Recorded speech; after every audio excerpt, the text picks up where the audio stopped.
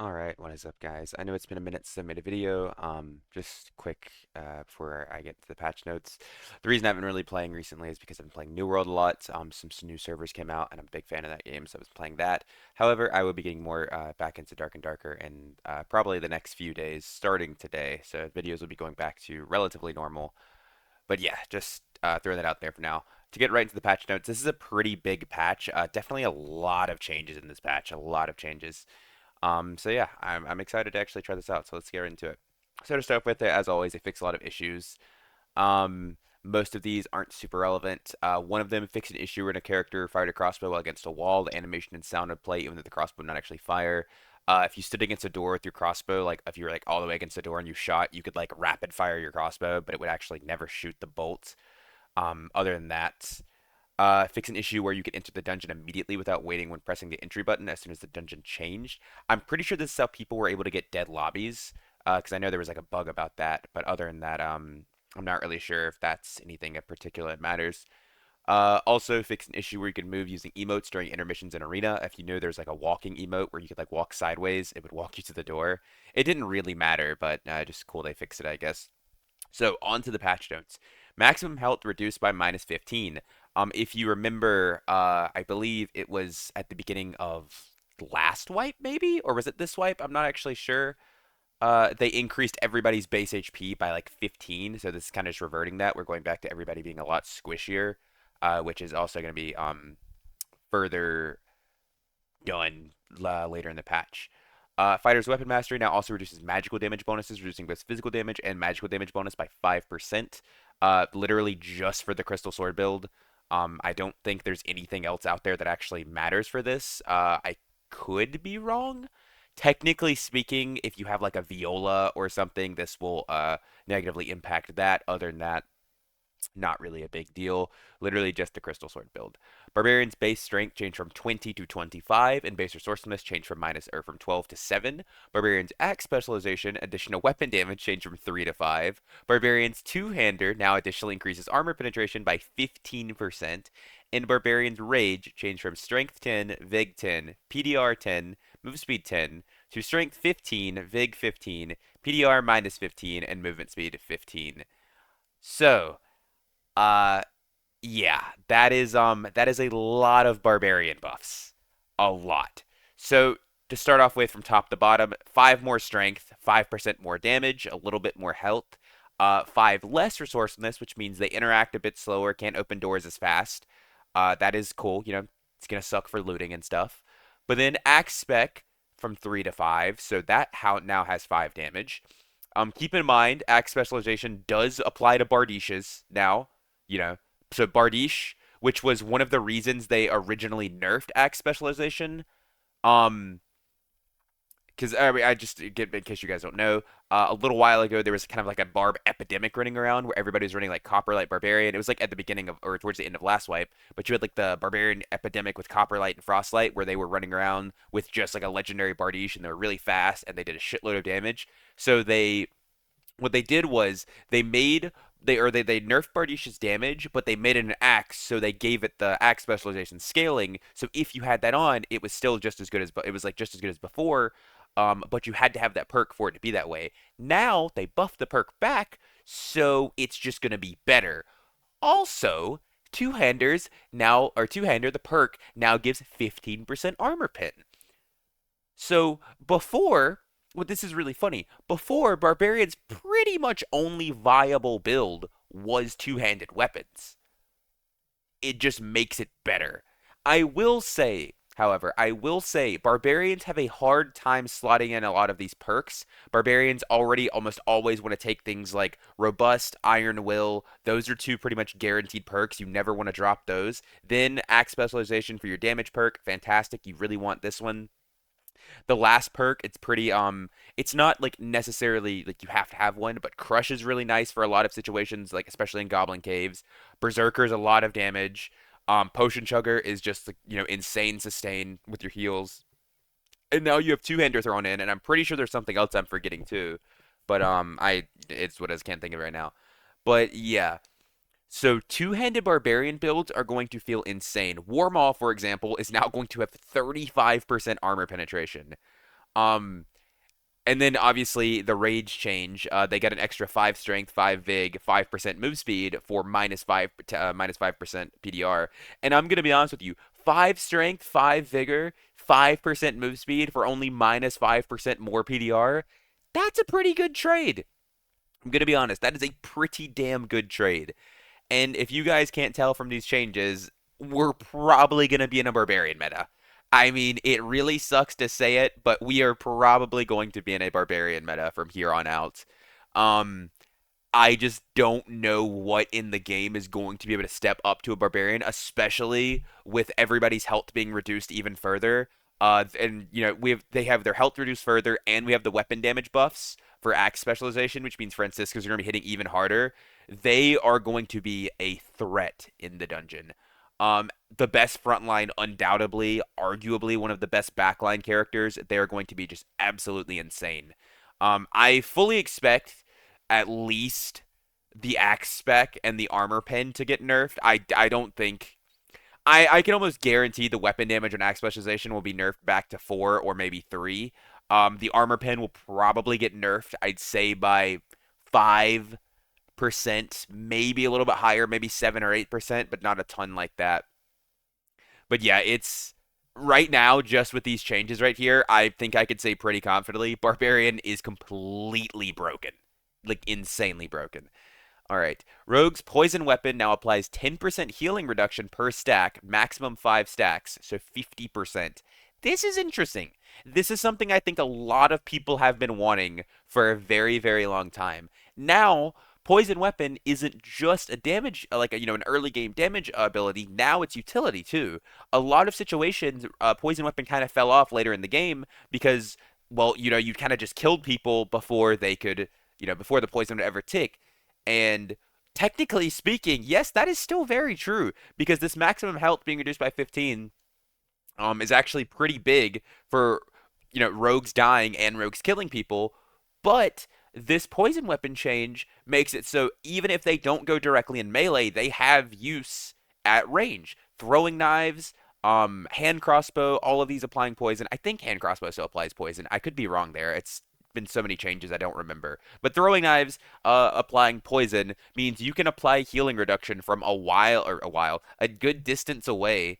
And it doesn't, it lasts decently long, especially if, those situations where, let's say, a cleric's running and they pop Sanctuary, right? Because that's one really big thing is rogues, other than running up and stabbing them, they don't really have that much of a way to punish people for healing at a distance. Specifically, cleric, really. Like I said, if they stop and they cast Sank, the rogue's only option usually is to run into it, try to stab them. However, if you're in like a team setting, obviously you can't do that.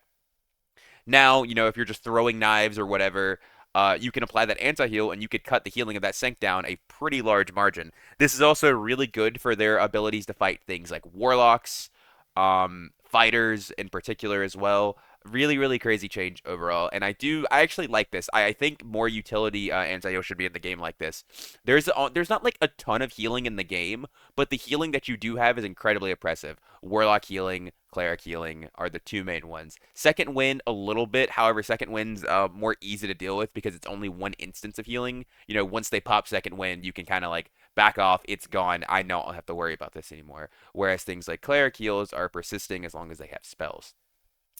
Anyways, moving on to the next set. Wizard's magic missile spell count changed from 5 to 10. Wizard fireball damage changed from 25-12 to 25-10. Wizard explosion damage changed from 28 to 25. So, it's pretty interesting. The magic missile spell count, I fully expect this to be. I think this is really focused towards the PvE aspect. If you remember in the last patch, they changed all mobs to have minus 25% MR, except for some bosses. But this is just to make Wizards PvE clearing easier. A lot of times they don't really like using spells on PvE because then you're down spells if you fight. In Magic Missile, while it's not your best PvP spell, it certainly is a pretty good one if people get on you. Now you have 10 Magic Missiles, so it doesn't feel quite as bad to throw them at PvE, and you can use them to fight PvE better, because you can kill more before you have to rest. And now I think the patch just came out actually. One second, let me click this away. But yeah, and then now whenever, if let's say you kill 10 things, you campfire, you can get most of them back. Because I do believe, I'm not 100% on this, but I do believe if you campfired before, because Magic Missile is such a low spell count, you would kind of like, you would regen more than you needed, or like you'd have all 5 regen before the campfire was done, especially with the higher tier campfire. Same with Meditate, I think. Yeah, I'm pretty sure. But yeah, definitely interesting change. I don't hate it. I don't love it. It's pretty hard to bait out all the Magic Missiles in a PvP fight, so it's definitely not going to be that big a deal. Now, especially with Overload, it's going to be damn near impossible. I mean, this is what 16 magic missiles in a fight. Yeah, that's difficult. It definitely this also makes their bossing capabilities way better because they gain what they had. I mean, they pretty much doubled, or they did literally double their spell count from 5 to 10, from 8 to 16 at with spell overload. So it's definitely gonna be interesting to see.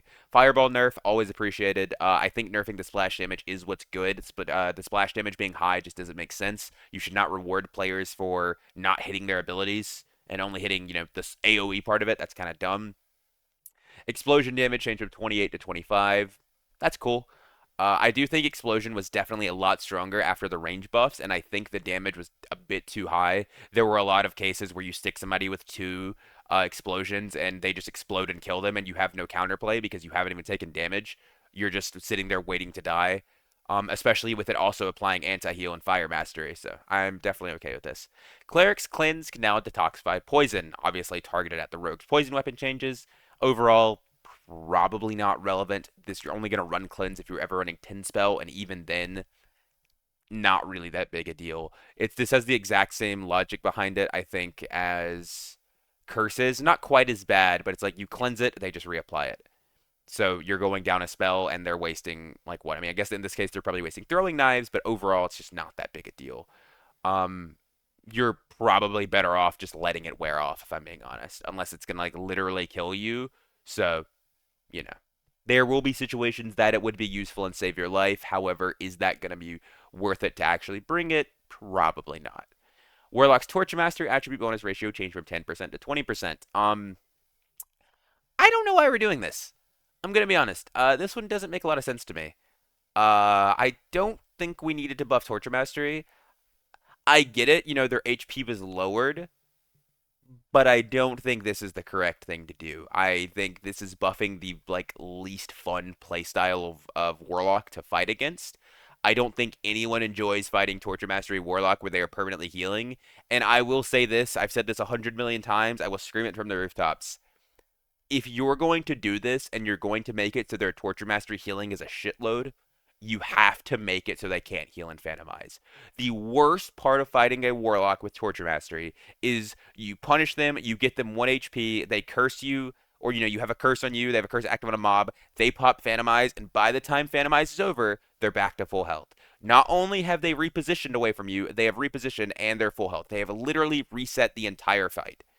That feels like shit, especially in solos. This is going to be incredibly hard to deal with in solos unless you're one of those characters with anti-heal that can apply it. But things like Fighter, Barbarian, you really can't apply that anti-heal. So effectively, you are going to be fighting a character with 2 health bars, and that just does not feel good. However, I will say, immediately following this, there have been major balance changes between weapons and armor, and almost all items have similar base properties. If they did this to counteract the lowering of stats and you can't build as much magical healing as you could before, think, Occultist Hood, Mystic Gloves, the rolls on your chest piece and stuff, Demon Grips, Demon Clads, all of those, if they lowered those and this is just to make up for what they lowered, I'm fine. I take back everything I just said except the Phantomize no healing. That should still, I agree with that. But yeah, then moving on to, I think, probably the biggest, max health and max health bonus are now set in the same random modifier family. Additional move speed and move speed bonus are now set in the same random modifier family. Random modifiers from the same family group cannot appear together on an item. Boom. So, max health and max health bonus, you can only roll one of these now. And additional move speed and move speed bonus, you can only roll one of these now. They still both exist. However, you can only have one of them on an item. So an item can no longer roll 6 HP, 2% max health, and an item can no longer roll 5 move speed, 1.5% move speed bonus.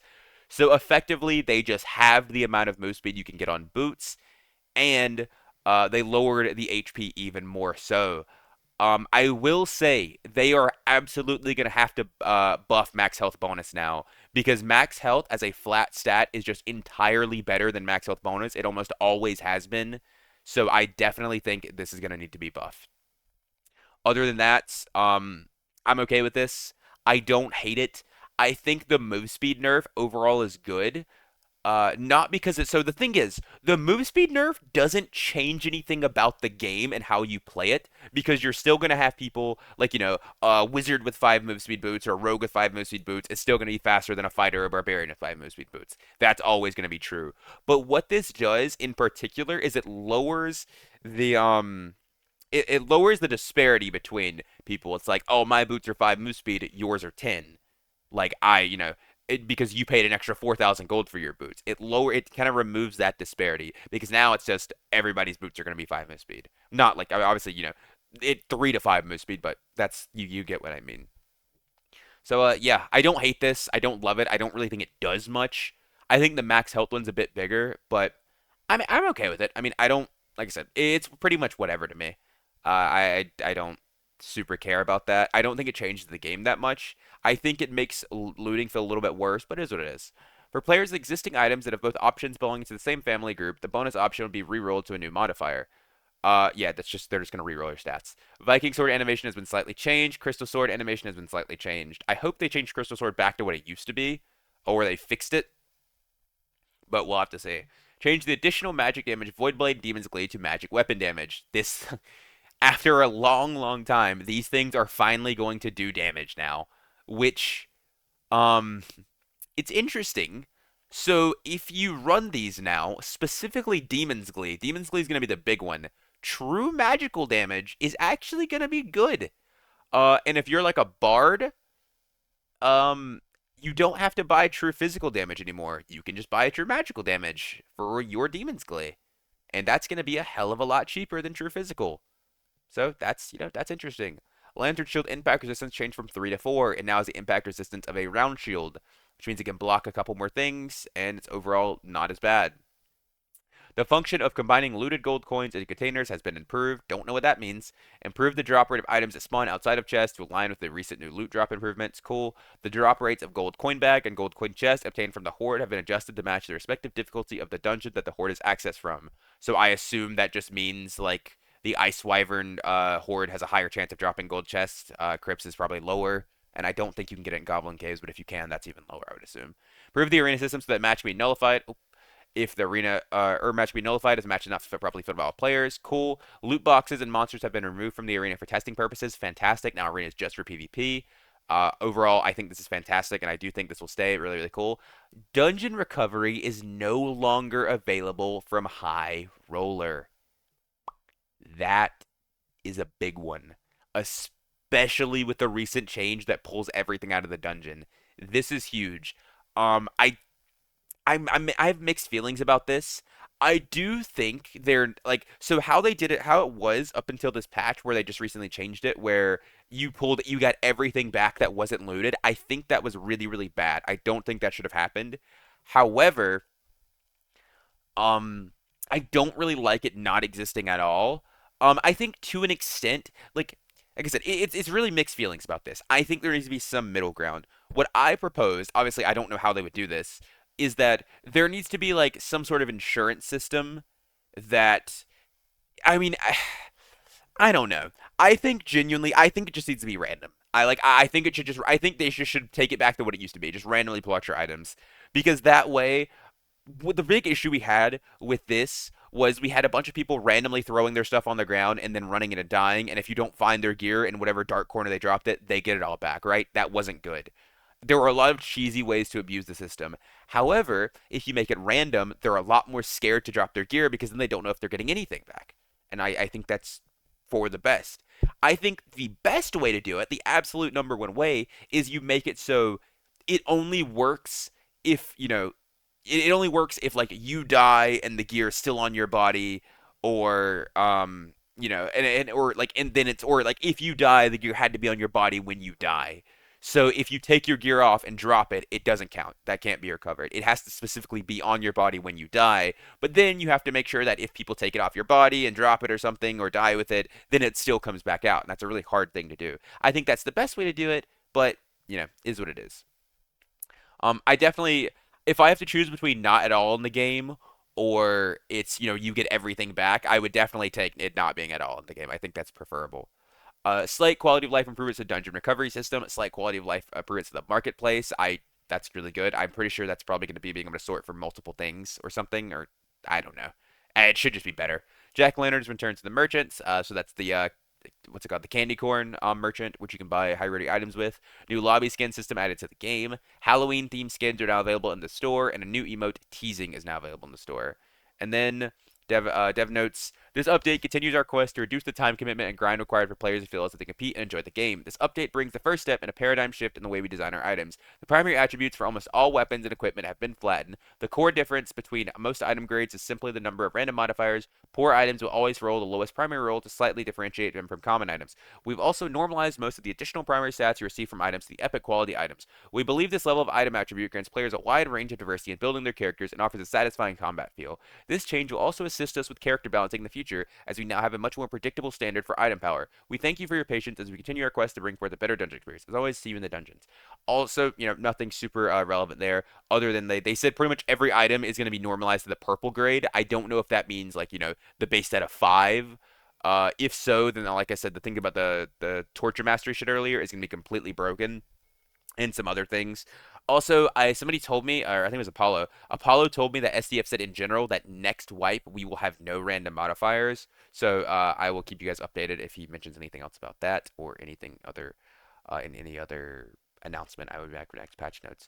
But anyways, that is gonna wrap it up for me. Thank you guys for watching, and I will hope to be uploading some more videos shortly. Catch you guys later. Peace.